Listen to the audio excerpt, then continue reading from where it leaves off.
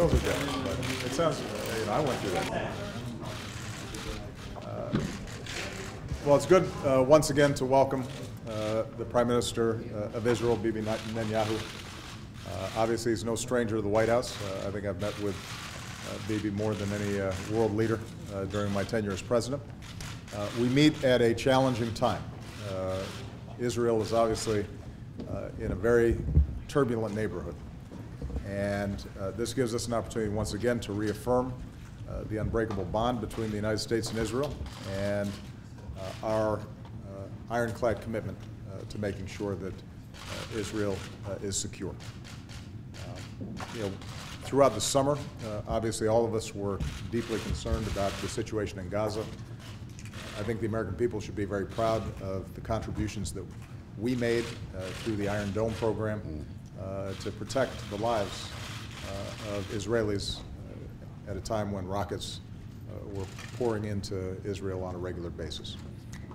I think we also recognize that we have to find ways to change the status quo so that both Israeli citizens are safe in their own homes and school children in their schools from the possibility of rocket fire, but also that we don't have the tragedy of Palestinian children being killed as well.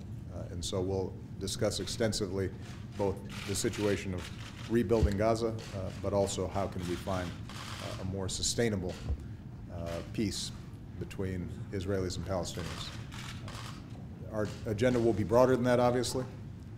I'll debrief Bibi on the work that we're doing to degrade and ultimately destroy ISIL, and the broader agenda that I discussed at the United Nations, which is mobilizing a coalition not only for military action, but also to bring about a shift in Arab states and Muslim countries that isolate the cancer of violent extremism that is so pernicious and ultimately has killed more Muslims than anything else.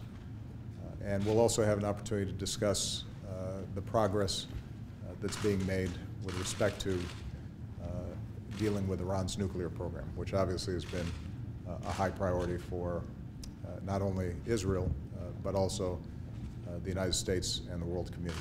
So we have a lot to talk about, and I appreciate very much the Prime Minister coming. It's challenging, I think, for an Israeli Prime Minister to have to work so hard during Rosh Hashanah and Yom Kippur, but I know that the Prime Minister's utmost priority is making sure that his country is safe during these difficult times, and we're glad that the United States can be a partner in that process. Thank you. Mr. President, first I want to thank you.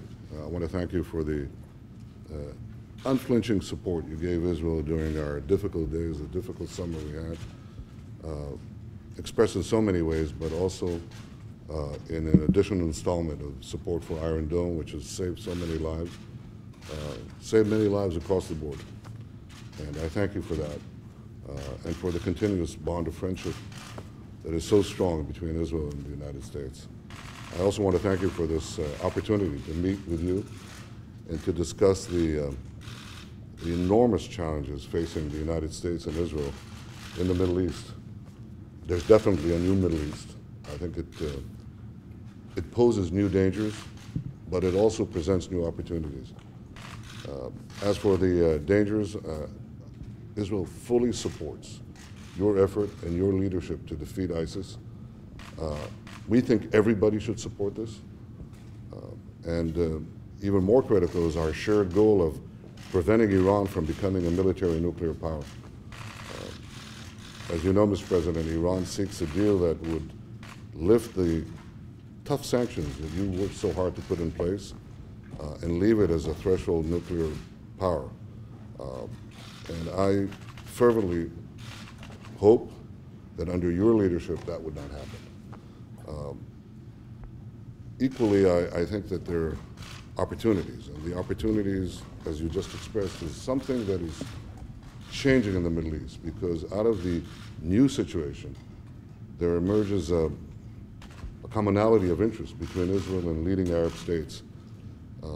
And I think that we should work very hard together to seize on those common interests and build a positive program to advance a more secure, a more prosperous, and a more peaceful Middle East. I remain committed to a vision of peace of 2 states for 2 peoples based on mutual recognition and rock-solid security arrangements on the ground. And I believe we should make use of the new opportunities, think outside the box, see how we can recruit the Arab countries to advance this very hopeful agenda. And I look forward to our discussions on these and many other matters. Thank you very much, everybody. Thank you, Paul.